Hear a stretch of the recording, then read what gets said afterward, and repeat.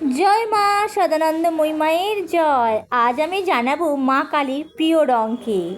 মা কালীর প্রিয় রং তীব্র শক্তি এবং প্রতিরক্ষামূলক প্রকৃতির জন্য যা পরিচিত। মা কালী ভক্তির সাথে পুজো করা হয় এবং জবা ফুল তার উজ্জ্বল লাল রঙের সাথে দেবী কালীর ব্যক্তিত্বের উগ্র দিকের প্রতীক।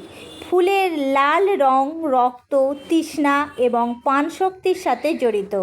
এর থেকে বোঝা যায় মা কালীর প্রিয় রং হলো লাল।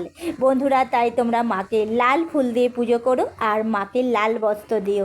মা তাতে খুব খুশি হবে এবং তোমাদের প্রতি কৃপা দৃষ্টি রাখবে। এই রকম নতুন নতুন ভিডিও পেতে হলে চ্যানেলটা সাবস্ক্রাইব করে পাশে থাকা বেল আইকনটি প্রেস করে দিও, যাতে আমি মায়ের কোনো ভিডিও দিলে তোমরা সবার প্রথম তা দেখতে পাও।